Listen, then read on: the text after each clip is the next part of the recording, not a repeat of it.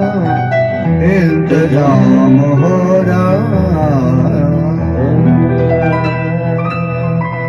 बोलिए वृंदावन बिहारी लाल की, राधे रानी सरकार की जय हो।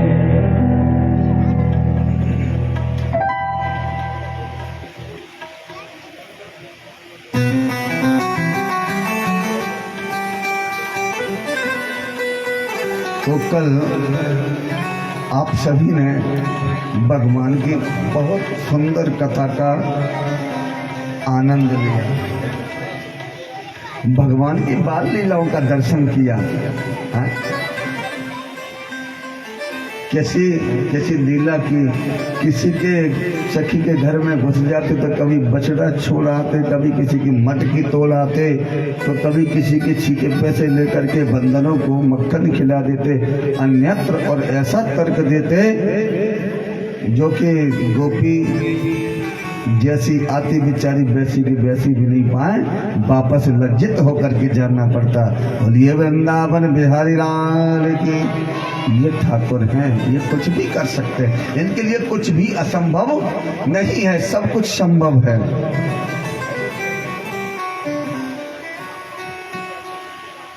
तो कल हमने परीक्षित जी महाराज अपनी वाणी को विश्राम कहाँ दिया था?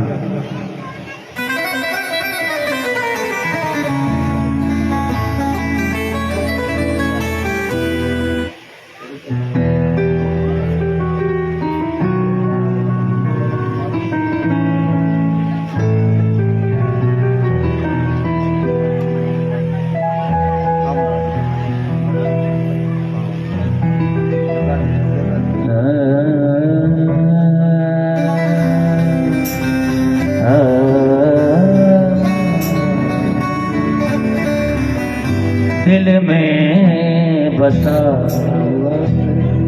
बोलिए वृंदावन बिहारी लाल की जय।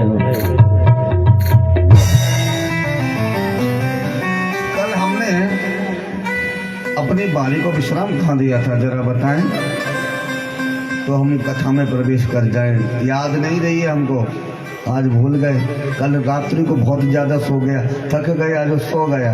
हाँ, कल भी आप बड़ी कृपा की, ये हमारे कालू जी ने, इनके सुपुत्र जी आए और 3-4 क्या 5-6 व्यक्ति को बोले महाराज आज तुम ज्यादा थक गए, आज खूब सो जाओ। तो आराम से 10-11 बजे 10 बजे ही सो गया, पता ही नहीं लगा कि चेत नहीं हुआ कि कितनी बजे हमें सोना है।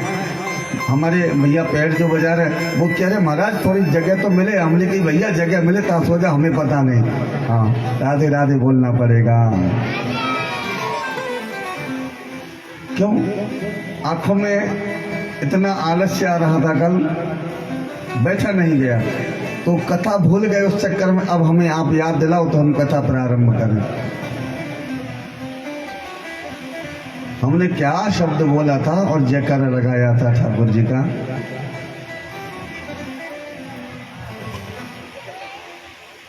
भैया परिचिति याद नहीं? कहाँ थे कल कथा में?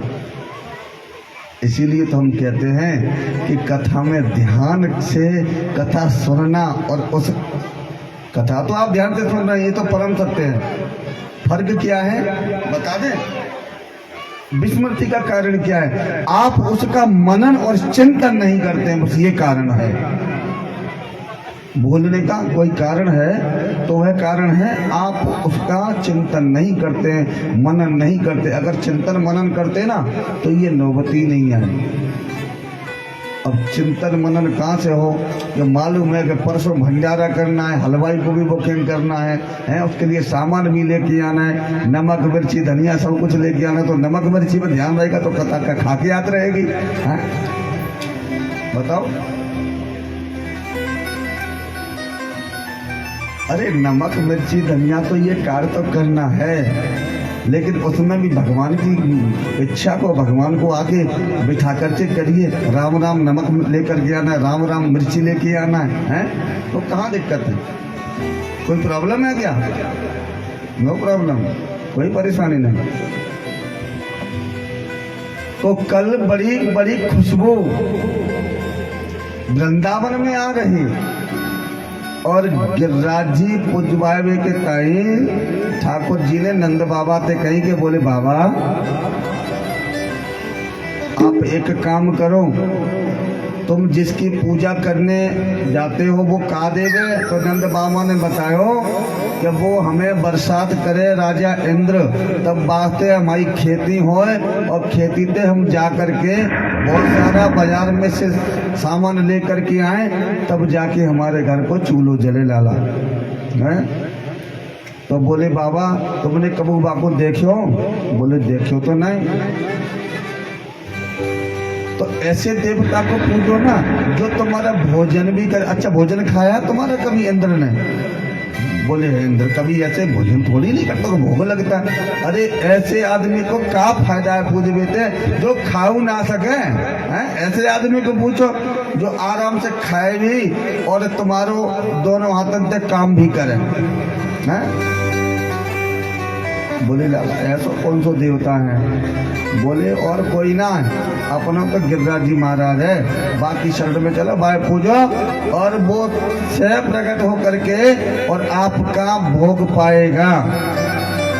ऐसा ही किया नंद बाबा ने। सभी ब्रजवासी ने पकवान जो बनाए थे गाड़ियों में लाद करके बैलगाड़ियों में और वृंदावन की तलेटी में पहुंचे और इसी शब्द को बोल करके हमने अपनी वाणी को विश्राम दिया था।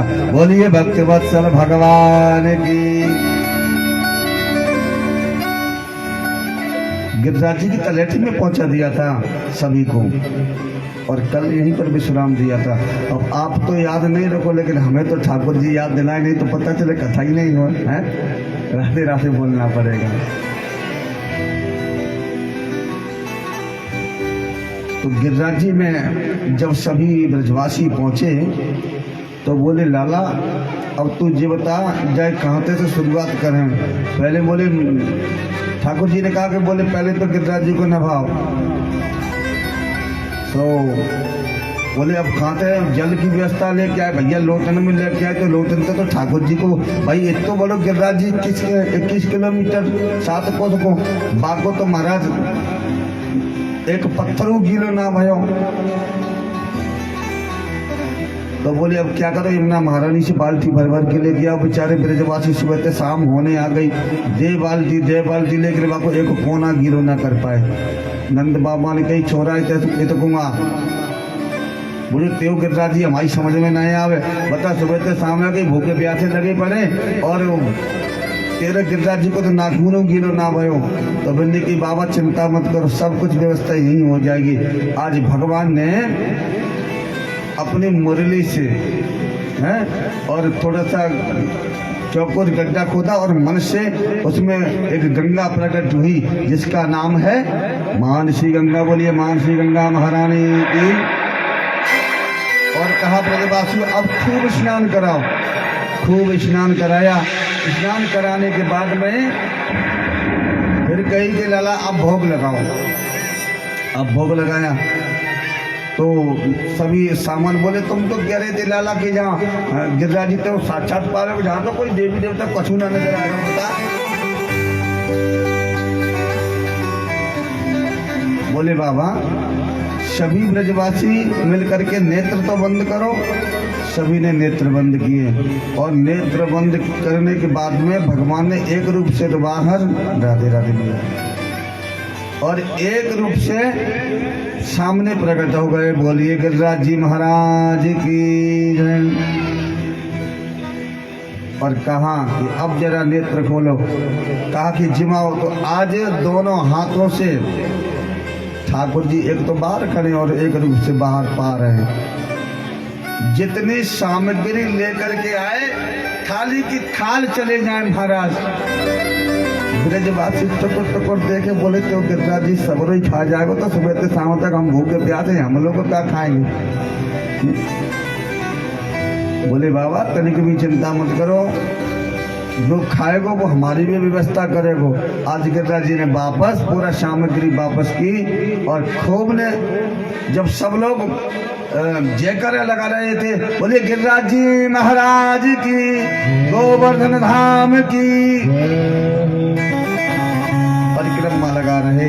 जैसे आप सभी ने परिक्रमा लगाई, आज गिरिराज जी की परिक्रमा लगाई, जयकारा लगा करके भी परिक्रमा लगाना चाहिए। बोले शंकर भगवान की जय, विष्णु भगवान की जय। इस तरीके से जयकारा लगाते हुए जब शोर हुआ तो नारद जी ने देखा और जाकर के इंद्र से कहा कि बोले इंद्र अपनी सभा में नृत्य में मस्त था, अप्सराएं नृत्य गान कर रही थी और जाकर के नारद जी जैसे ही नारद जी का पधार्पण हुआ सभा में, सभा को इंद्र ने तुरंत स्थगित किया। नारद जी से कहा बताइए भगवान कैसे आना हुआ? बोले आना क्या हुआ, तुम यहाँ पे आराम से इसमें मस्त रहो, तुम्हारी जो पूजा होती है हमेशा के लिए बंद हो गई ना।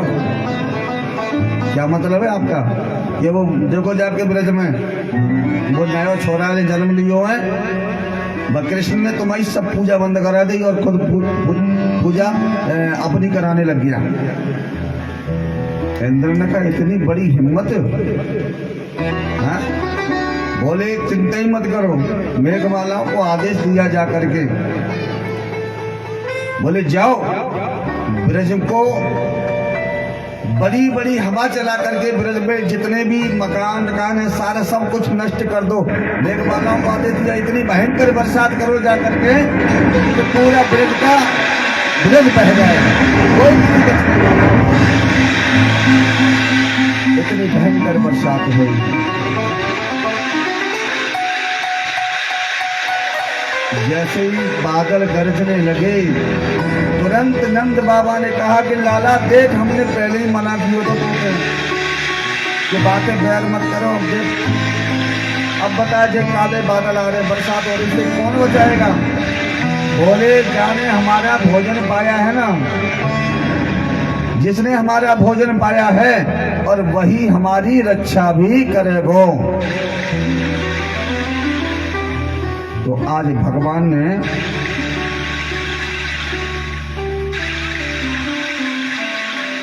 उस गिरिराज पर्वत को अपने हाथ पर उठा करके धारण किया और सभी ब्रजवासियों से कहा कि बोले अब तुम आ जाओ इसके नीचे।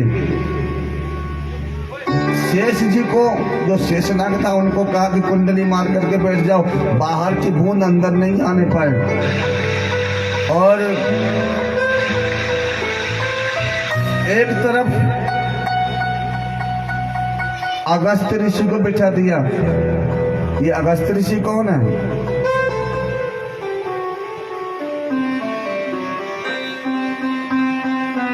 जरा रामावतार की कथा में प्रवेश करेंगे। एक बार मां जानकी ने प्रभु से कहा, बोले कोई ऐसा ब्राह्मण लेकर के आओ ना महाराज, थोड़ा अच्छा खाने वाला, खाने पीने वाला हो। क्या तो जमाते कोई एक पूरी खाता है, कोई दो खाता रहो। बोले महाराज पूर्ण हो गए। बोले देवी देख लो, बुला तो लेंगे, परेशान हो जाओगे। बोले अरे क्या इसका परेशान होगे, कोई आज तक ऐसा ब्राह्मण नहीं आया जो ढंग से खाने वाला हो, है? तो अगस्त्य ऋषि को इनवाइटेड कर दिया, निमंत्रण दे दिया। बोले भगवान आप हमारे यहाँ पधारिए, जो आज्ञा प्रभु। अगस्त्य ऋषि का आगमन होगा। माता जानकी ने रसोई बनाई और रसोई बना करके जो भी सामग्री थी एक बड़े से थाल में ला करके और अगस्त्य ऋषि के सामने सहजल के समेत समर्पित की। श्रद्धा के साथ समर्पित की। कहा कि भोजन पाइए प्रभु। अगस्त्य ऋषि ने कहा जो आज्ञा। अब भोजन करना प्रारंभ हुए। महाराज आधा घंटा हो गया। जानकी मैया ने देखा, बोले चलो कोई बात नहीं, अच्छा ब्राह्मण है, थोड़ा बहुत खाएगा बढ़िया तरीके से, अब बराबर लेके आते हैं। आधा घंटे के बाद 1 घंटा हो गया, 2 घंटे 3 घंटे, एक दिन हो गया पूरा भोजन नित्य चल रहा है। दूसरा दिवस हो गया, एक रात्रि गुजर गई। जब 15 दिन बीत गए तब मैया ने कहा कि बोले महाराज, ऐसा कहते हैं शास्त्रों में कि जब वो मध्य का जब समय आ जाए तो बीच बीच में भोजन के साथ में जलपान भी करना चाहिए। अगस्त्य ऋषि ने कहा कि देवी चिंता मत करो, जब बीच का समय आ जाएगा तो हम स्वयं ही बंद कर देंगे, आपको कहने की जरूरत नहीं पड़ेगी। राधे राधे बोलना पड़ेगा, ऐसे नहीं, जोर से बोलना पड़ेगा, एक बार और बोलना पड़ेगा मेरे प्यारे।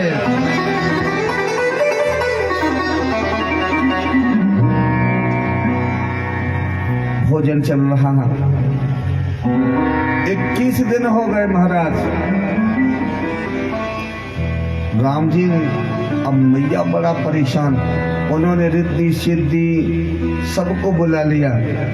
अब ज्यादा परेशान हुई तो प्रभु श्री राम के पास हम गई, कहाँ से महाराज लेकर के आए हो, ये तो बंद होने का नाम ही नहीं, 1 महीने होने जा रहा है। राधे राधे बोलना पड़ेगा, है? किसी के घर में अगर 4 रोटी का सामग्री हो और खाने वाला 20 का हो तो बाकी तो भट्टी बुझ जाए महाराज, है? वो तो राम जी महाराज की रसोई थी, इसलिए चल रहा है, कभी तो किसी बात की थी नहीं। माता जानकी ने कहा कि बोले भैया कुछ नहीं करो, इनको बंद तो करो, हैं? तो बोले आज हनुमान जी महाराज को याद किया, बोले आओ सभा में और इनका भोजन जो है ना ब्रेक लगाओ भोजन में आकर के। हनुमान जी महाराज को बैठा दिया और पंगत का नियम ये होता है, बैठने वाला बैठे कभी, उससे कोई फर्क नहीं पड़ता, लेकिन जब पंगत उठती है तो एक साथ उठना पड़ता है। पंगत का नियम ये होना चाहिए। अगर एक मान लो कोई खाने बैठा ही है और तब तक दूसरा आ गया तो बैठ तो सकता है, अगर बीच में आ भी जाए तो बीच में ही बैठ सकता है। वैसे कानूनी नियम नहीं है। हमारे यहाँ दावत होती है तो पहले बिछाई होती थी और एक दूसरी जगह बिछावा और डाल दिया जाता था, ताकि जो भी आने वाले बंधु हैं वो एक जगह पर आकर के बैठ जाए। और पंगति के लिए अलग व्यवस्था करते थे। तो पहले जब बिछाई हो जाती कह दिया जाता था, बोले भैया आओ भोजन करो, तो पहले बिछावा होता था, उसके बाद लोग बैठते थे एक साथ जलपान की व्यवस्था पहले। उसके बाद में पत्तल को धोते थे पहले उसकी पत्तल चलती थी, ये बरगद के पेड़ की जो पत्ते होते ना उसकी, तो और उससे भी पहले महाराज केले के पत्तों पर भी दावत खाई जाती थी। आपने खाई है कभी? हाँ, आपने तो खाई होगी। इस दास को इसका मौका मिला है, केले के पत्ते पर बैठ करके काट करके टुकड़े और बिछा लिए जाते तो उस पर दावत होती थी। हाँ।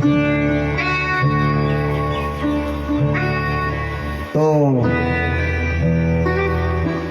पंगत का नियम था, एक साथ बैठते थे, एक साथ सारा सामग्री, जब तक सामग्री पूर्ण सामग्री परस नहीं जाती थी तब तक भोजन प्रारंभ नहीं होता था। और आजकल का भोजन महाराज, पत्तल आई और नमकीन वो क्या भुजिया बनाते वो रखी और दूसरा खाए मत खाए, हमें पहले खाने दो, खाए और चल दिए। कोई उठे तो ठीक है, नहीं उठे तो ठीक है, खाए तो ठीक है, नहीं खाए तो ठीक है, हैं? राधे राधे बोलना पड़ेगा। बताओ ये नियम है क्या? कानून के साथ में बैठो और एक साथ बैठ करके भोजन प्रसादी पाओ और एक ही साथ उठो, ये था नियम। लेकिन हनुमान जी महाराज, अब अगस्त्य ऋषि तो भोजन कर रहे हैं, हनुमान जी महाराज के सामने भी पत्तल लगाई और पत्तल लगाने के बाद हनुमान जी से कहा कि भोजन पाओ। देवी से कहा थोड़े से चावल बना लेना। थोड़े से चावल बनाए और चावल ला के रखे अगस्त ऋषि के सामने, तुलसी जल दिया और हनुमान जी महाराज को भी दिया। हनुमान जी महाराज ने 1-2 रोटी खाई और थोड़े से चावल खाए और कहा कि मैया मैं महापूर्ण हो गया। और जब कोई पंडित में ये कह दे कि महापूर्ण, इंसानों की तो बात नहीं कर सकते हम, व्यस्त जीवों की, लेकिन संतों में एक नियम होता है, आज भी है, जो बड़े बड़े पीठाधीश हैं, जैसे अखाड़ा, जूना अखाड़ा, अगर भोजन कर लिया और भोजन करने के बाद किसी ने कह दिया महापूर्ण, तो जो खा रहा है ना वो भी महापूर्ण है, चाहे उसने पेट भरे या ना भरे। ये परम सत्य है। क्यों महाराज शिवम जी, सत्य है कि नहीं है? ये नियम होता है। तो जब महापूर्ण हनुमान जी ने कह दिया तो अब अगस्त ऋषि ने देखा, राम जी की तरफ इशारा किया, बस प्रभु काफी है, इतना ही बहुत है। तो आज चावल प्रसादी पा करके और कहा जानकी से, बस अब महापूर्ण हम भी हो गए, अब आगे भोजन करने की कोई इच्छा नहीं है। फिर राम जी से कहा कि बोले अब जल तो पिलाओ। अब कल्पना करो महाराज, जो 1 महीना भोजन करे तो भाई पानी कितना चाहिए हैं? राम जी ने कहा कि प्रभु इस युग में तो हमने आपको भोजन करा दिया है, लेकिन द्वापर युग में आप आएंगे उस समय हम आपको जल पिलाएंगे। तो इसलिए अगस्त ऋषि को याद किया, बोले आ जाओ महाराज, अब जितना जल पीना है, जितना इंद्र ने जल बरसाया और पूरा का पूरा पानी वह अगस्त ऋषि ने पान कर लिया। बोलिए भक्त वत्सल भगवान की। भक्त तो भगवान चाहे तो किसी से कुछ भी करा सकते, समर्थ को नहीं दोष बुझाए, समर्थवान होता है वो कुछ भी कर सकता है। आज इंद्र ने जाकर के अपने जो सैनिक थे उनसे कहा, जरा देखो तो जाके ब्रज का क्या हाल है, अब तो कुछ भी नहीं बचा होगा। और जब आकर के देखा तो ब्रज में धूल उड़ रही महाराज हैं।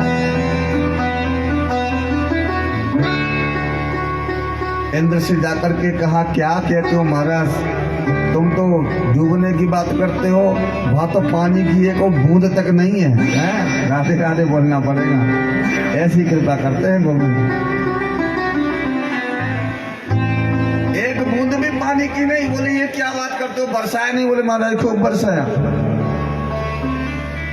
लेकिन जाको राखे साहिया मार सके ना कोई, जाको राखे साहिया मार सके ना कोई, बाल न बाको कर सके जो अगर कितना भी बैरी हो, अगर भगवान की इच्छा नहीं है ना तो कुछ नहीं कर सकता कोई भी। बाल न बाका कर सके जो जग बैरी हो, बाल न बाका कर सके जो जग बैरी हो, जो जग बैरी हो। भगवान जिसका रक्षा करने वाला है उसका कौन बाल का बांका करने वाला है? बताओ, जिस पे त्रिनेत्रधारी का हाथ हो उसका कोई क्या बिगाड़ेगा। अगर तुम बिगाड़ने के लिए उसके पास गए ना तो तुम खुद बिगड़ जाओगे, लेकिन उसका कुछ नहीं बिगाड़ सकते। ये परम सत्य है। क्यों दूसरे को मिटाने को चलते हो ना? तो क्या लिखा है किसी शायर ने, मिटा दी अपनी हस्ती को अगर कुछ मर्तबा चाहे, मिटा दे अपनी हस्ती को अगर कुछ मर्तबा चाहे, काला खाक में मिलकर गुले गुलजार हो जाए। अगर तुम किसी को मिटाने चले हो ना तो समझ लेना पहले आपको खुद ही मिटना पड़ेगा।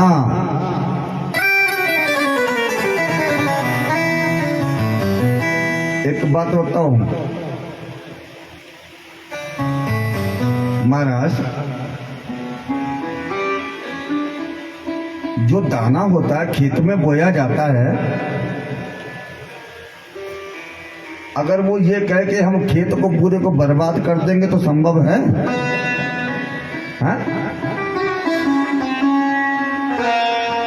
क्यों मैया, चश्मा वाली मैया पीछे बैठी हैं?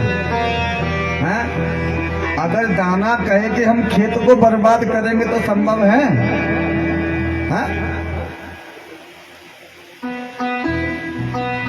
खेत में दाना गया तो दाना उस समय तो फ्रेश था, और जब वो जमीन के अंदर जाएगा ना तो वो खुद गलेगा पहले, और गलने के बाद फिर भी कहेगा मेरा कुछ नहीं बिगड़ा, उसमें से किल्ला बन के तैयार हो गया। और लेकिन कब होगा? पहले अपने आप को मिटाना पड़ता है, और जब खुद मिट गया, उसमें से किल्ला अंकुरित होगा, फिर उसका वृक्ष बन गया, फिर भी कहता मेरा कुछ नहीं बिगड़ा। और जब वृक्ष बन गया, जब फल आया, तो फल जब दूसरे ने तोड़ा तब उसे कष्ट हुआ। क्यों महाराज? अगर आप वृक्ष लगाओ, कोई फल का वृक्ष लगाओ, और आप लगाने के बाद में और फल भी आ जाए और फिर आपको खाने को नहीं मिले तो आपको कष्ट होगा कि खुशी होगी? है? कष्ट होगा। बोले भैया फल तोड़े तो कोई बात नहीं, गेहूं होते हैं जब पक जाते हैं तो उनको दांतली से काट करके और उसका भूसा अलग बना दिया जाता है और फल अलग निकाल लिया जाता है, बीज उसका है। तब क्या बचता है नीचे महाराज? उसके मिट गया पूरी तरीके से, पौधा भी मिट गया, दाना था वो भी चक्की में पिस गया, समझना। दाना भी बेकार गया, पेड़ बना वो भी बेकार गया, क्योंकि तना था उसका तो भूसा बन गया, सूख करके जानवरों ने खा लिया उसको तो, और जो उसका फल था वो इंसानों ने खा लिया। खुद के लिए क्या बचा बताइए? तभी तो कहा है कि वृक्ष कबहु नहीं फल भके नदी न संचय नीर, और परमार्थ के कारण साधन धरा शरीर। केवल किस लिए? पुरुषार्थ के लिए, परमार्थ के लिए, खुद के लिए जीना है। तो क्या जीना है? जीना तो उसको कहते हैं जो दूसरे के लिए जिया जाए। खुद के लिए तो जानवर भी जी लेते हैं? अगर खुद को ही जीना है तो उस जानवर में और हम में क्या अंतर रह जाएगा? इसलिए कहते हैं कि हमेशा भगवान के चरणों में ऐसी लगन लगा के चलो ताकि जीवन का कल्याण हो जाए, हर पथ पर भगवान का साथ मिल जाए। बोलिए भक्त वत्सल भगवान की। और मुझे ऐसी लगन तो लगा दे, भगवान से कहता है कि प्रभु तेरे चरणों में ऐसी लगन लगा दे कि कभी बाल डोर टूटे नहीं, जीवन खत्म हो जाए, सांसें खत्म हो जाए, पर तेरा दीदार कभी खत्म ना हो और तेरा साथ कभी ना छूटे। और मुझे ऐसी लगन तो लगा दे कि तेरे बिना पल ना रहूं, मुझे ऐसी लगन तो लगा दे कि तेरे बिना पल ना रहूं, मैं तेरे बिना पल ना रहूं, मैं तेरे बिना पल ना रहूं, मैं तेरे बिना पल ना रहूं, मैं तेरे बिना पल ना रहूं। बोले ऐसी लगन तो लगा दे कि तेरे बिना पल ना रहूं, मुझे ऐसी लगन तो लगा दे तेरे बिना पल ना रहूं। भाव से तालियों की सेवा करते हुए जय हो। बोलिए बाके बिहारी लाल की जय हो।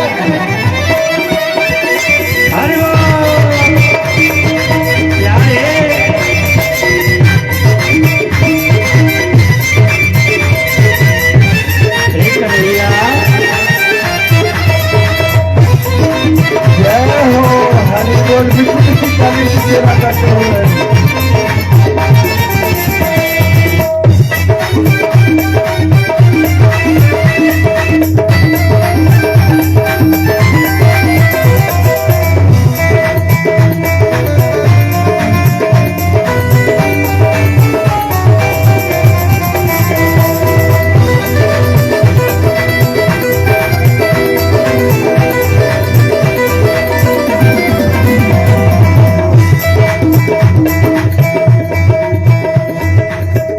मुझे ऐसी लगन तू लगा दे कि तेरे बिना पल ना रहूं।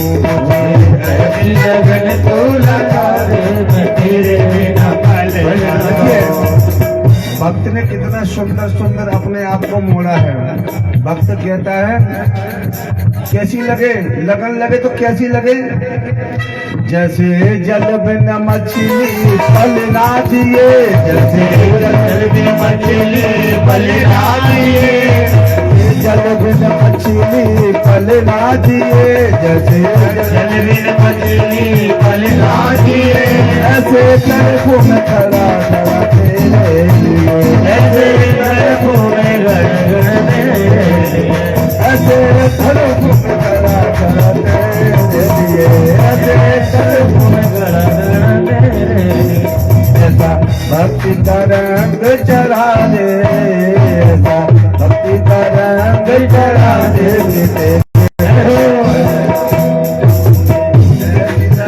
तू लगा दे मैं तेरे बिना पल ना रहूं, मैं तेरे बिना पल न रहूं, मैं तेरे बिना पल ना रहूं, मैं तेरे बिना पल न रहूं, मैं तेरे बिना पल ना रहूं, तेरे बिना पल न रहूं, तेरे बिना पल ना रहूं, ऐसी लगन तू लगा दे, तेरे बिना पल न रहूं। काली की सेवा करते हुए ऐसी लगन तू लगा दे मैं तेरे बिना पल ना रहूं। जय हो बोलिए वृंदावन बिहारी लाल हो। तालियों से सेवा करते हुए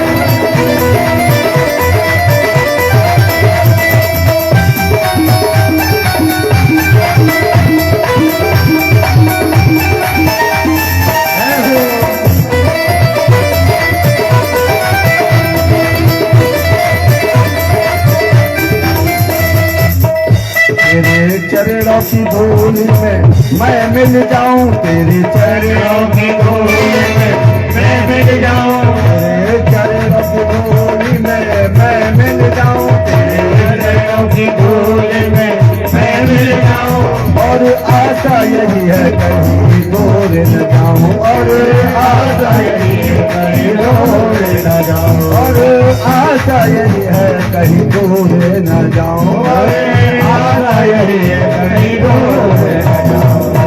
इश्क वाला ऐसा चखा दे मजा, इश्क वाला ऐसा चखा दे कि तेरे बिना पल न रहूं।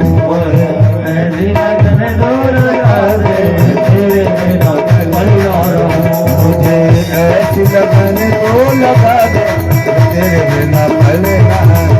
मुझे ऐसी लगन तू लगा दे मैं तेरे बिना पल ना हरि रहूं।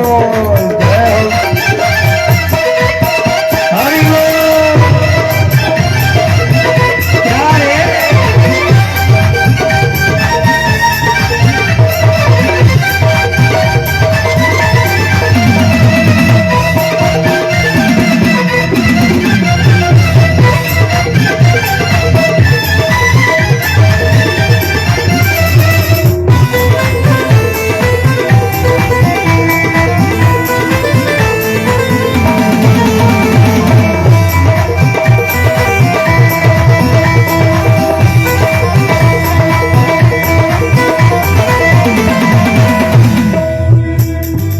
अगर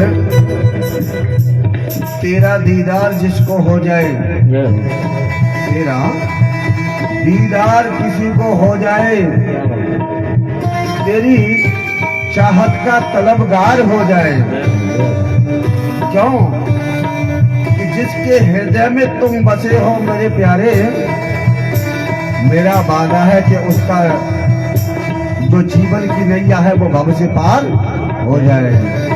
इसलिए कहा तूने दिल को चुराया मैंने कुछ ना कहा, तूने दिल को चुराया मैंने कुछ ना कहा, तूने दिल को चुराया मैंने कुछ ना कहा, तूने दिल को चुराया मैंने कुछ ना कहा, तूने दिल को चुराया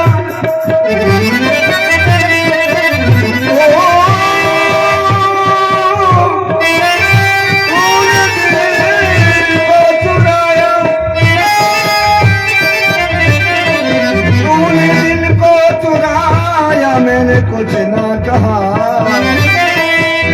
और तूने बड़ा तड़पाया मैंने कुछ ना कहा, तुझे दिल को चुराया मैंने कुछ ना कहा, तूने दिल को चुराया मैंने कुछ ना कहा, तूने बड़ा तड़पाया मैंने कुछ ना कहा, तूने बड़ा तड़पाया मैंने कुछ ना कहा।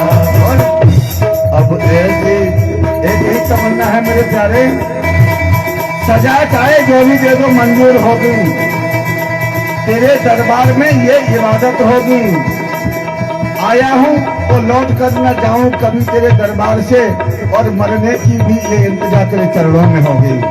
इसलिए अब ऐसी झलक को दिखला दे, अब ऐसी झलक को दिखला दे कि तेरे बिना पल ना रहूं, अब ऐसी झलक को दिखला दे मुझे, ऐसी लगन को लगा दे कि तेरे बिना पल ना रहूं, मुझे ऐसी लगन को लगा दे कि तेरे बिना पल ना रहूं, मुझे तेरे बिना पल ना रहूं, तेरे बिना पल ना रहूं, तेरे बिना पल ना रहूं।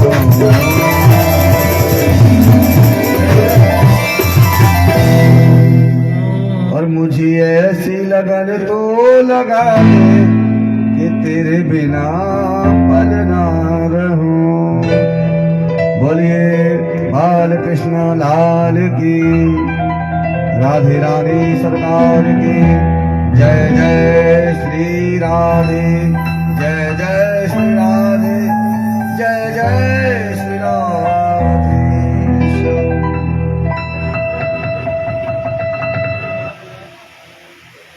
इस प्रकार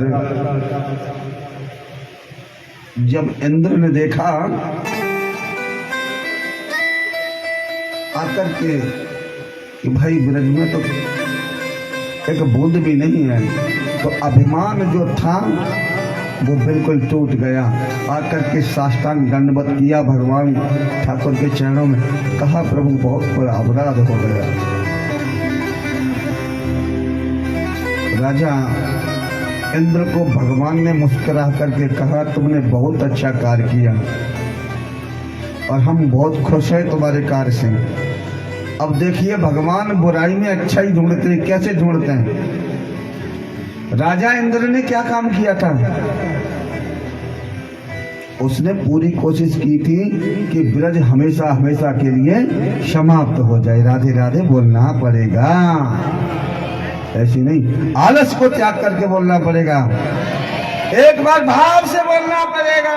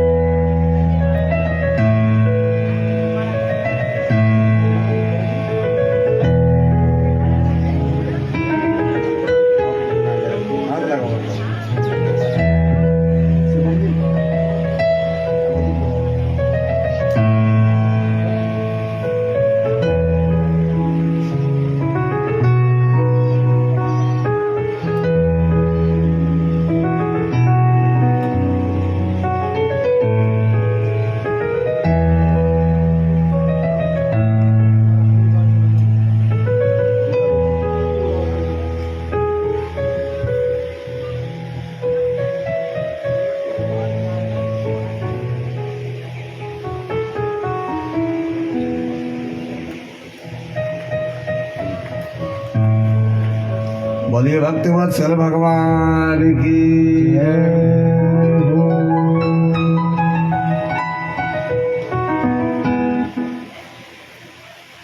तो राजा इंद्र से भगवान कहने लगे तुमने बहुत अच्छा कार्य किया है। समझने वाली बात है कि भगवान ने ऐसा क्यों कहा, उसका क्या कारण है। भगवान से इंद्र ने कहा, बोले भगवान हमने ऐसा तो कुछ नहीं किया है,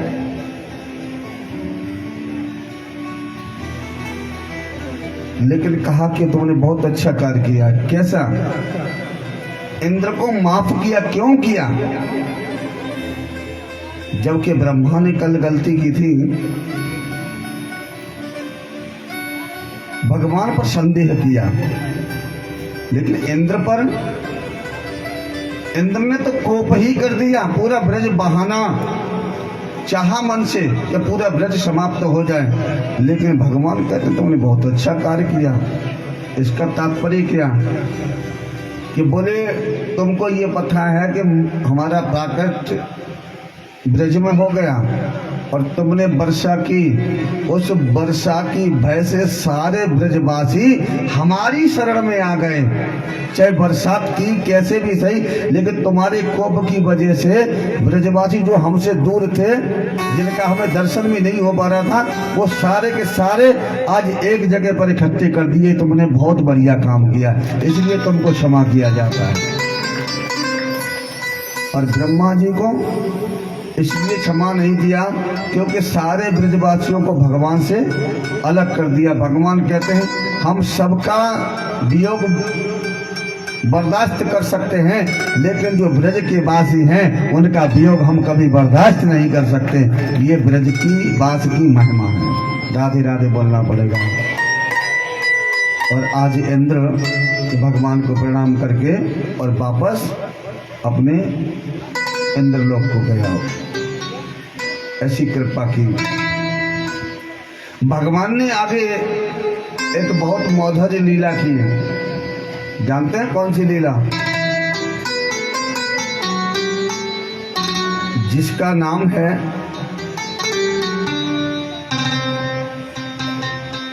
रास रस मंडल।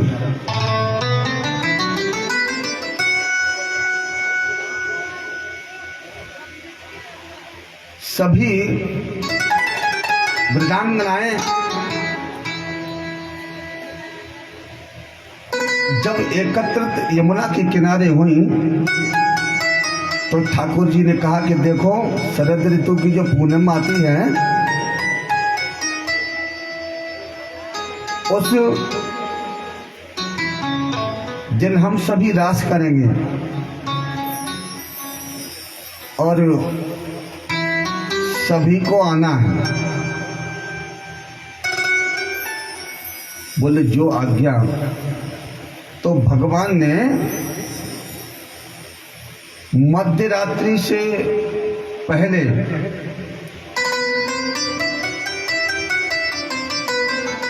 बंसी का वादन किया। किसका? बांसुरी का। ऐसी बांसुरी बजाई महाराज, जो भी गोपी सुने तो उसको ऐसा लगे कि ये बंसी हमको बुला रहे हैं। आप सुनते हैं, ऐसा तक कोई संसार में नहीं है जिसने बंसी की आवाज ना सुनी हो। सभी ने सुनी है ना? जरा हाथ ऊंचा कीजिए जिन्होंने बंसी सुनी है। कल्पना करो कितनी सुंदर आवाज होती है बंसी की। ये तो हम लोग बजाने वाले हैं, मानव।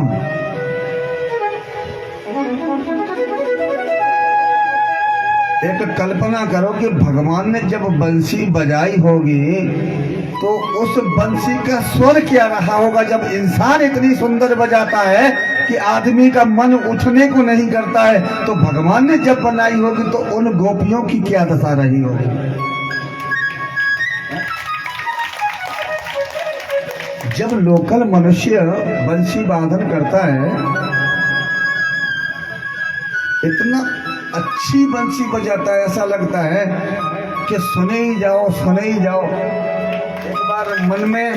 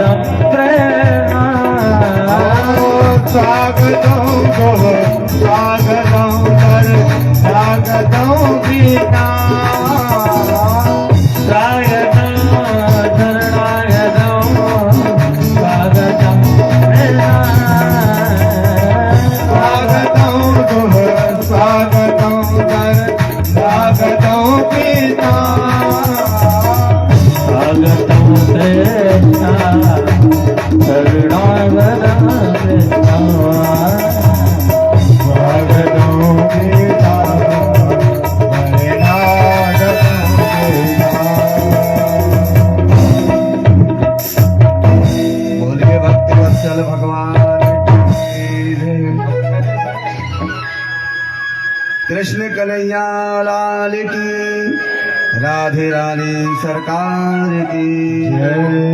जय जय श्री राधे।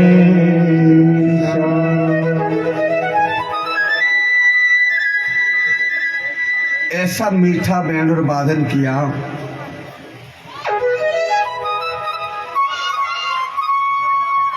जितने भी गोपजन आवाज सुनी सबके सब बावली हो गई। कैसी बावली भई गोपियां, जरा ध्यान दीजिए, बहुत अच्छा मनमोहक दृश्य है। एक गोपी खीर बना रही थी। क्या बना रही थी? हाँ, तो जब बंसी बजी तो जिस जगह पे नमक का डब्बा रखा था वहीं पर बूरे का भी रखा था मैया।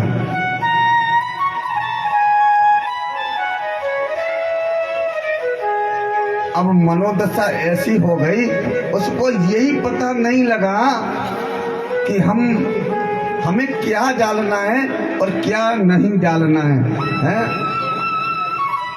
वह गोपी ने क्या करो, वह नमक को ले करके और उस दूध में एक बार डाल दिया। फिर भगवान ने बंसी बजाई, फिर मतवारी हो गई।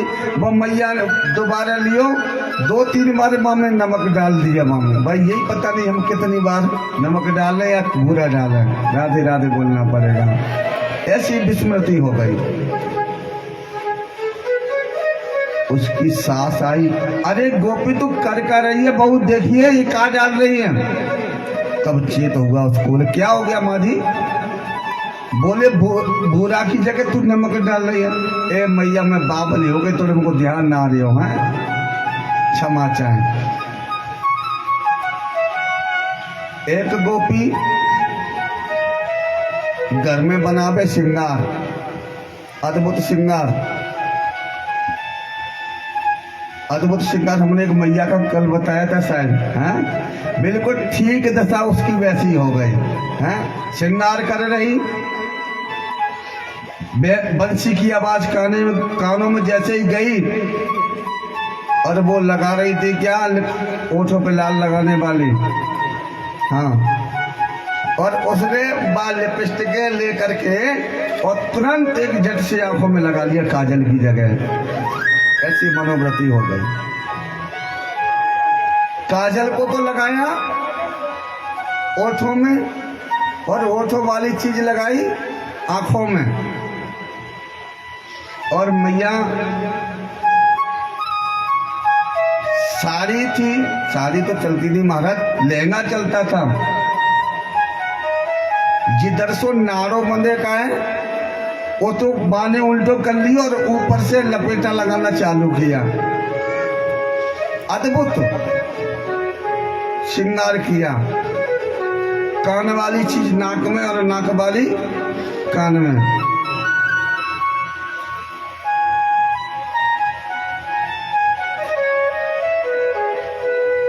कमर की चीज पैर में बांध ली और पैर वाली कमर में। ऐसा बिछुआ थे जो अंगली में पहन ली अंगूठी समझ के, और अंगूठी थी जो पैरों के बिछुआ में पैरों में डाल ली। ऐसा श्रृंगार बनाया। जब ऐसा श्रृंगार करके आई, भगवान कहने का मतलब है कि जब भगवान अपनी बंसी बजाते हैं, जब भगवान आपको प्रेरित करते हैं, तो तन और मन की खबर ही नहीं रहती हम कौन सी दुनिया में। ये परम सत्य है। ध्यान भगवान में लग जाए तो फिर तुम कौन सी दुनिया में हो, न तो तुम्हें खबर लगेगी और ना किसी और खबर लगेगी। राधे राधे बोलना पड़ेगा। देखने वाला कहेगा बोले पागल हो गया है, जैसे मीराबाई को पागल बता दिया।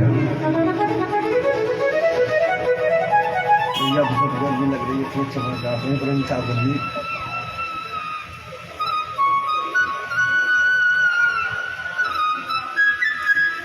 तो भगवान ने कहा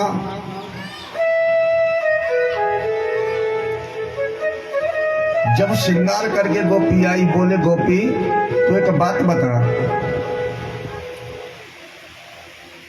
तू ये कैसा श्रृंगार बनायो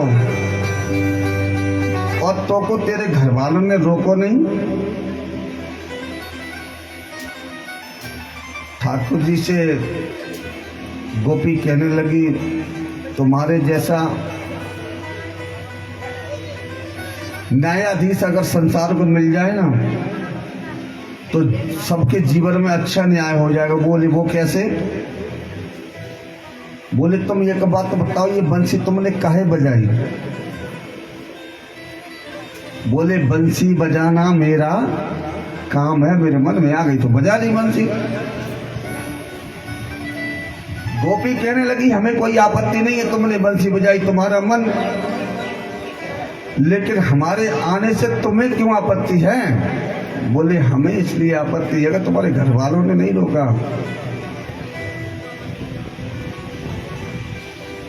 बोले एक बात बताओ, जब गोपियां एकत्रित हो गई तो सभी गोपियों से कहा कि आपको अपने पर घर जाना चाहिए, यहाँ नहीं रहना चाहिए। तुम्हारे पतियों ने नहीं रोका, तुम्हें डांटा नहीं। और हुआ भी ऐसा, एक गोपी घर से जैसे निकलने को बाहर हुई, तुरंत उसका पति ने कहा अरे कहाँ जाती हो तुम, सुनो। तो आज उस गोपी ने कहा कि हम जो ठाकुर जी बंसी बजा रहे हैं हम उनके पास जाएंगे। बोले तुम कभी नहीं जा सकती, हमारी आज्ञा का उल्लंघन नहीं कर सकती। तो गोपी ने जवाब दिया, बोले तुम हमको, हमारे शरीर को तो रोक सकते हो, लेकिन मन को कैसे रोकोगे? मन तो भगवान के चरणों में लगा हुआ है, हैं? जिसका मन गोविंद के चरणों में लग जाए,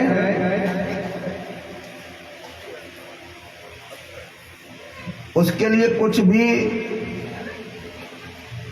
आप उपाय कर लीजिए, चाहे ताले लगा लो, चाहे कमरे में बंद कर लो।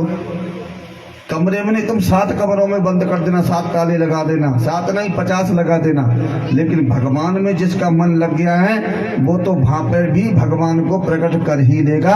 या तो भगवान आ जाएंगे, नहीं तो कोई ऐसी रास्ता निकलेगी वो अपने आप उस जगह पर चला जाएगा। ये भगवान की कृपा है।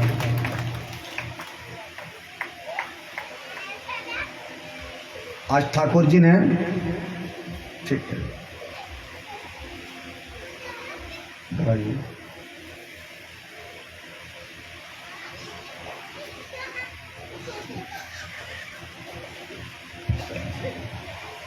बोलिए भक्त वत्सल भगवान की।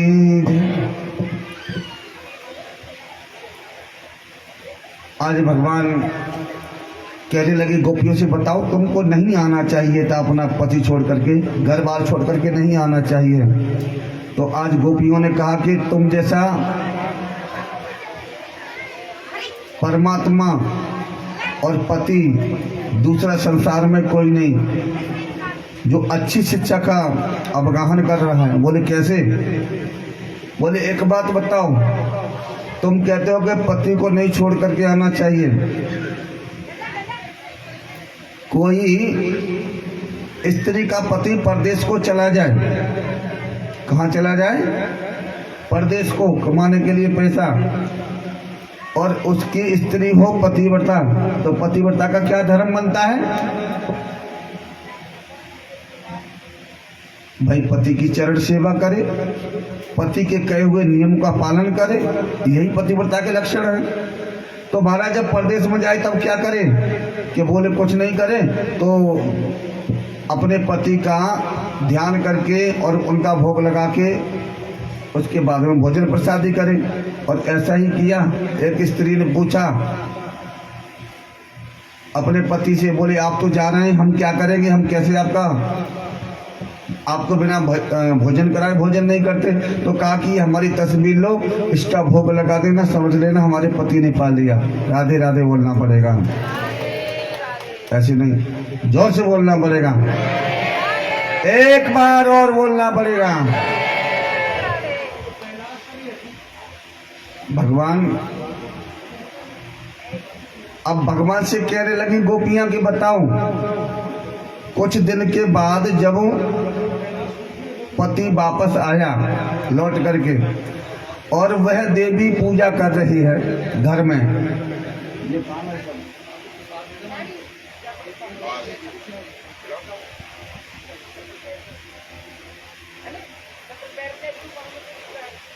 बोले महाराज जब उसका पति शाम घर पे आ गया हो और वो अंदर पूजा कर रही है स्त्री, अब उसका पति आवाज देता है कि गेट खोलो। अब हमें आप बताइए कि वह स्त्री क्या करे? वो पूजा छोड़े या गेट खोले? तो उन्होंने कहा, ठाकुर जी ने कहा कि भाई जब सच्चा पति आ जाए तो फिर लोकल पति की क्या जरूरत है? हम कौन है जानते हैं? फोटो स्टेट लेमिनेशन करा लेते हैं ना, फोटो स्टेट करा लेते हैं ओरिजिनल कॉपी की।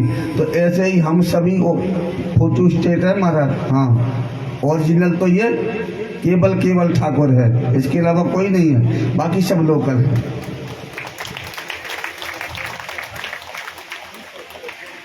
कहा कि ठाकुर जी तुमने खुद ही न्याय कर दिया, मुझे जरूरत भी नहीं पड़ी। हाँ कैसे?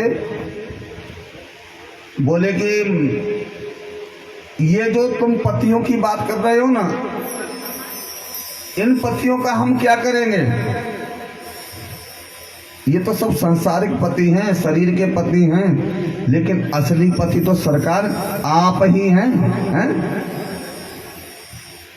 भाई जो असली पति हैं वो तो आप स्वयं हैं।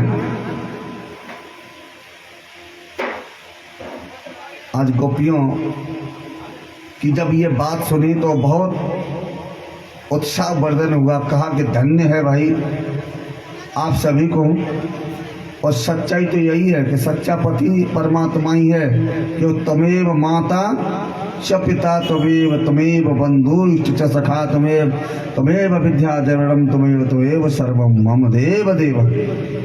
पति कहो, चाहे पिता कहो, चाहे पुत्र कहो, चाहे माता कहो, जिस रूप में आप इनको स्वीकार करोगे वही रूप, वही स्वरूप, वही नाम लेकर के आपके समक्ष खड़े हो जाएंगे। लेकिन भाव आपको बनाना पड़ेगा।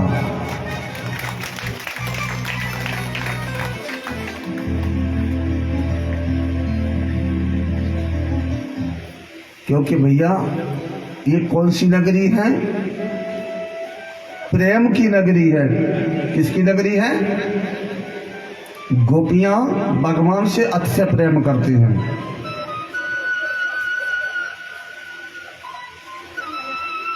और जो प्रेम नहीं करते हैं ना भगवान से, और वो चाहे कि भगवान को, देखो भगवान ने गोपियों के साथ में महाराज किया, बहुत अच्छा। दो गोपियों के बीच में, छह गोपियों के बीच में एक श्याम, हर गोपी के साथ में एक श्याम रास किया, बहुत सुंदर। बोलिए बाल कृष्ण भगवान की जय। जब महाराज किया तो संत कहते हैं कि इनके प्रेम का अवलोकन कौन कर सकता है मालूम है? और ठिकाना कौन पा सकता है? वो केवल जो प्रेमी जन होते हैं वही पा सकते हैं। इसलिए पूज्य महाराज श्री राजेश्वरानंद महाराज जी ने एक पद गाया, जो प्रेम गली में आए नहीं,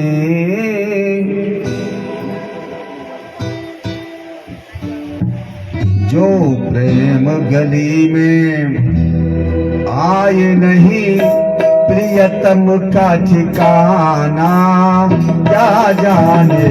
जो प्रेम गली में आया नहीं, तम का ठिकाना क्या जाने।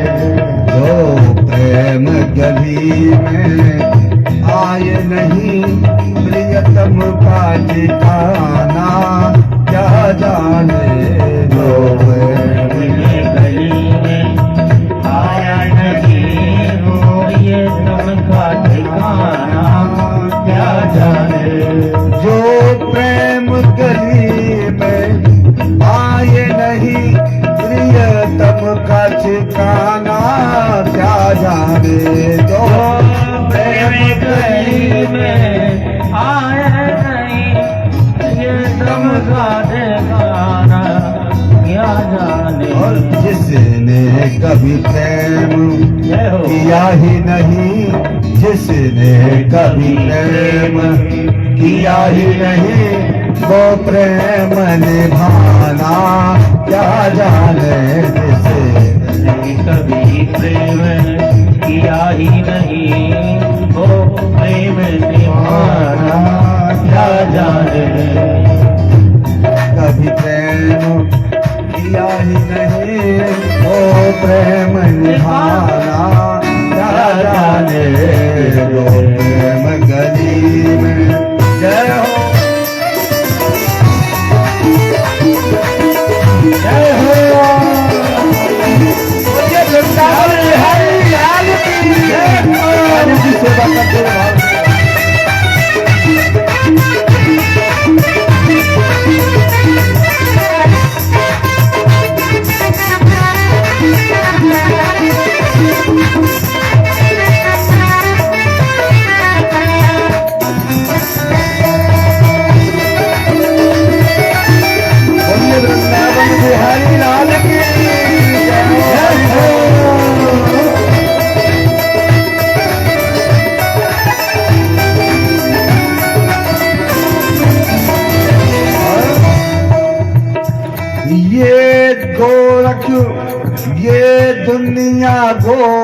देखो धंधा है ये दुनिया और धंधा है सब जग माया में अंधा है सब जग माया में धंधा है जिस अंधे ने प्रभु को देखा नहीं जिस अंधे ने प्रभु को देखा नहीं वो रूप बताना क्या जाने जिसे अंधे ने प्रभु को देखा नहीं वो रूप बताना क्या जाने जो प्रेम गली में आए नहीं प्रियतम का ठिकाना क्या जाने जो प्रेम कोई गली में जय हो आया नहीं प्रिय तम का ठिकाना क्या जाने जय हो बोलिए राधे रानी सरकार की हमें से बताते हुए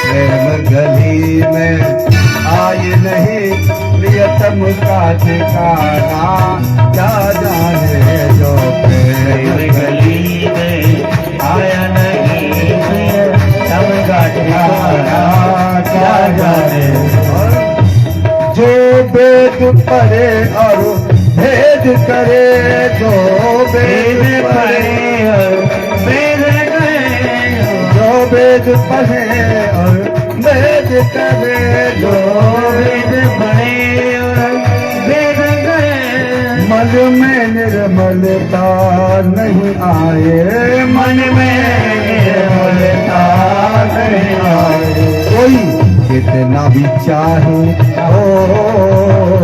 कोई कितना भी चाहे ज्ञान कहे भगवान को पाना क्या जाने जो प्रेम गली में आया नहीं ये तम का ठिकाना क्या जाने जो प्रेम गली में हरि बोल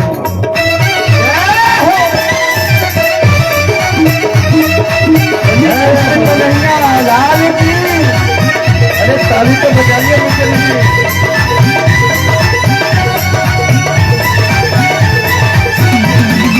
जय हो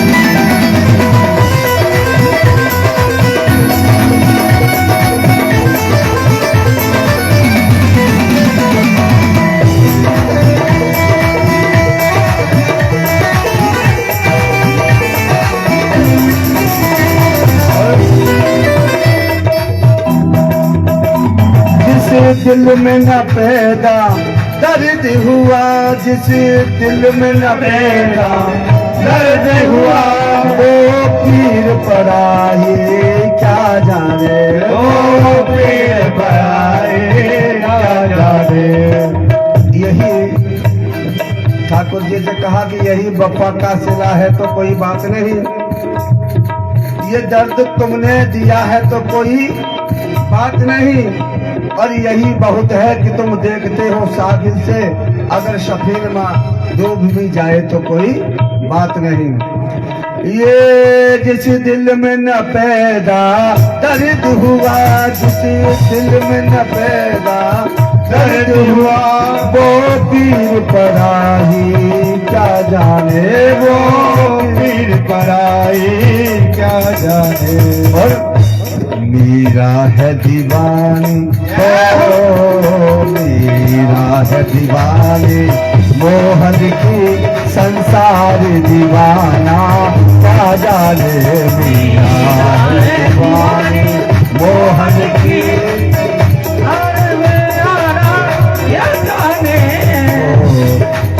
प्रेम गली में आए नहीं प्रियतम का ठिकाना, क्या जाने जो प्रेम गली में आए नहीं प्रियतम का ठिकाना, क्या जाने जो प्रेम गली में आए नहीं प्रियतम का ठिकाना, क्या जाने जो प्रेम गली में आए नहीं प्रियतम का ठिकाना, क्या जाने।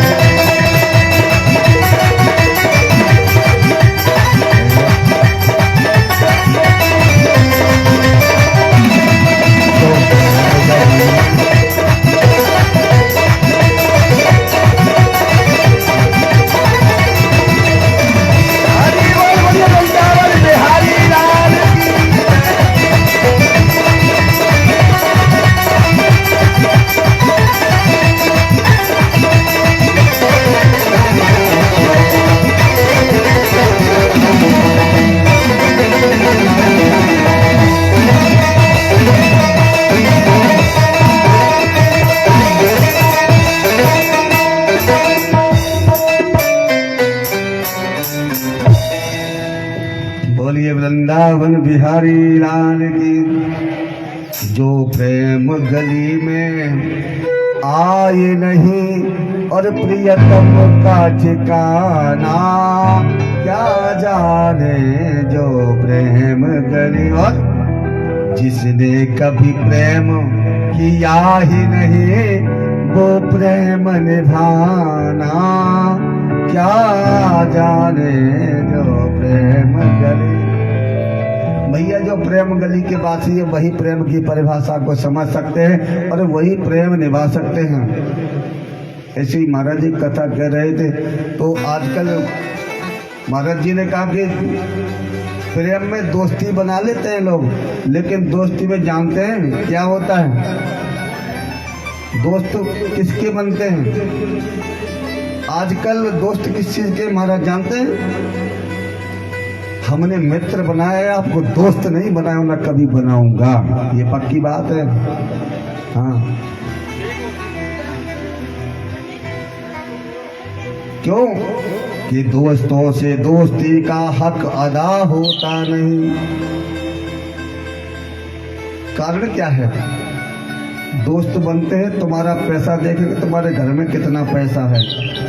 अगर तुम पैसे में अच्छी हो तो तुम्हारे हजारों मित्र हो जाएंगे। क्यों? लिखा है कि हजारों मित्र होते हैं जब चढ़ पास होता है, और गरीबी में टूट जाता है मेरे प्यारे जो रिश्ता खास। हाँ, परम सत्य, ताली तो बजा दिया करो। हाँ, कुछ अच्छा लगे तुम्हारा। गरीबी में तो अच्छे रिश्ते भी टूट जाते हैं। तो दोस्त किसके हैं? अगर तुम्हारे पास पैसा है तो दोस्त हजारों बन जाएंगे, और या फिर तुम्हारे घर में कोई स्त्री सुंदर हो तो दोस्त बनेंगे महाराज। आजकल की कलयुग की वर्तमान की स्थिति की बात कर रहा हूँ। और जब निभाने की आ जाए बारी, परेशानी, और दोस्त ऐसे ऐसे परेशान है, बोले महाराज अबे थोड़ा परेशान है, फिर कभी मौका मिलेगा तो जरूर। तो इसका मतलब वो दोस्त नहीं है, क्योंकि दोस्तों से दोस्ती का हक अदा होता नहीं, और कितना भी पूजिए प्यारे पर पत्थर खुदा होता नहीं। कितना भी कर लीजिए, कितना भी पूज लीजिए, लेकिन पत्थर खुदा नहीं होता। और होता कौन है? अगर तुम्हारा भगवान में विश्वास है, भगवान से प्रेम है, तभी तो कहा है कि जो प्रेम गली में आए नहीं है तो प्रियतम का ठिकाना क्या जाने। अगर आपने प्रेम की परिभाषा को पढ़ा है तो गोविंद सामने बैठा है। बोलिए भक्तवत्सल भगवान की जय। क्योंकि अगर प्रेम नहीं होता आपका गोविंद से तो आज इस सभा में, इस कथा पंडाल में ये मात्रा देखने को नहीं मिलती, आज से पूर्व भी नहीं मिली है यहाँ पे देखने को। ये गोविंद की भी तो कृपा है। जब हमने यहाँ कथा की बात की तब ये कहा गया था महाराज यहाँ पे तो ज्यादा ज्यादा 10-5 लोग आएंगे कथा की सुनने के लिए। कल्पना करो 10-20 ही है कि ज्यादा है, हाँ? भगवान का हमारे ऊपर बड़ा आशीर्वाद है ठाकुर जी का, क्योंकि magnet in power connectivity and your heart this God progress योग आपको करनी पड़ेगी, लेकिन कनेक्शन गोविंद जोड़ता है। ये गॉड परमात्मा का कार्य है? जब आप जोड़ लेंगे बंधन तो टूट जाएंगे सारे, हाँ सारे बंधन टूट जाएंगे जब गोविंद से बंधन जोड़ेगा। तो आज गोपियों के बीच में खूब रास किया भगवान ने। जब रास करते करते थोड़ा थकावट हुई, गोपियों को तो कन्हैया से कहने लगी कि लाला अब हमसे चलो ना जाए, अब हमारे पैर हैं जो थक चले हैं, क्या करें, थोड़ा देर विश्राम कर लिया जाए। थोड़ी देर विश्राम किया। राधा रानी ने कहा कि ठाकुर जी एक काम करो ना, आप है ना हमको अपने कंधों पे ले लो ना, अब हमसे बिल्कुल भी खड़ा नहीं हुआ जा रहा है। गोपियों को थोड़ा अभिमान हो गया था, बताने किस बात का, कि भगवान हमारे बिना तो रास कर ही नहीं सकते।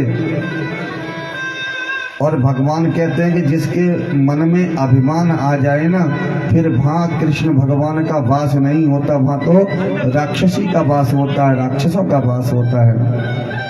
राधे राधे बोलना पड़ेगा। इतनी जोर से राधे राधे बोलना है महाराज, यहाँ से खातीपुरा तक आवाज पहुंच गई होगी। हाँ इतनी जोर में क्यों बोलूं, जरा धीरे धीरे बोल लो, भाव से बोलना पड़ेगा मेरे प्यारे, पूरी जोर से बोलना पड़ेगा।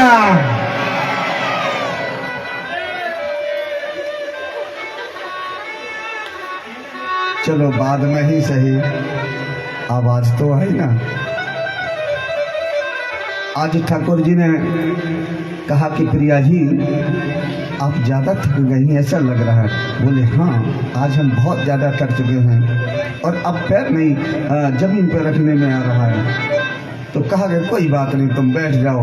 और जैसे ही प्रिया जी बैठने को पैर ऊपर किया और तुरंत भगवान अंतर ध्यान हो गए।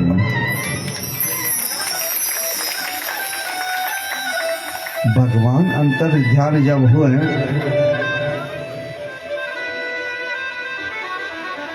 अब आपस में बात हुई, अरे प्रियतम अभी तो यही थे, अभी इतनी जल्दी कहाँ चले गए, जरा देखो।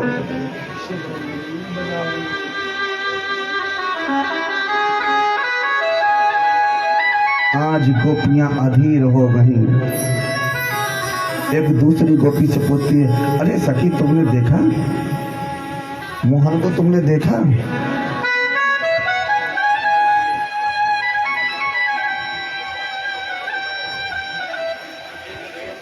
आज गोपियां उस जगह जिस जगह रास हुआ था वहां यमुना का किनारा था, तुरंत दौड़ी दौड़ी यमुना मैया के पास गए। अरे यमुना तुमने तो कन्हैया को देखा होगा ना, बताओ ना कहाँ है।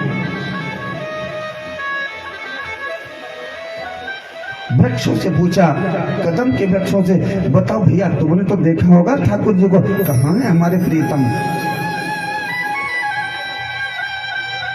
क्योंकि गोपियों में इतना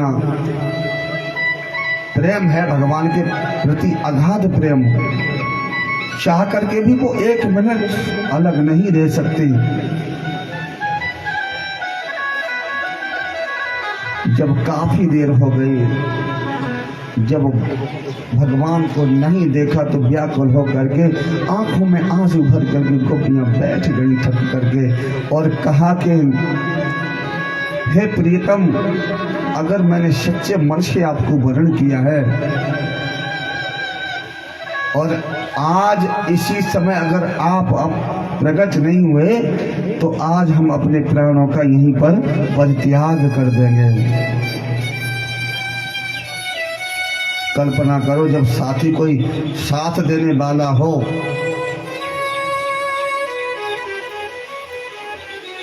कोई साथी साथ देने वाला हो और वो साथ छोड़ करके चला जाए,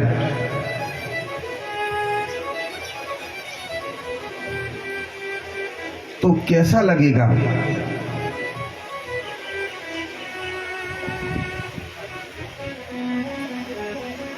तो आज आंखों में भर करके आंसू गोपियों ने गोपी गीत गाया और ऐसा कहते हैं, जो भी गोपी गीत का नित्य पाठ करता है, भागवत में वर्णन है, अगर आप सच्चे मन से गोपी गीत का प्राय नित्य गोपी गीत का आप पठन करते हैं, दर्शन करते हैं, तो आपको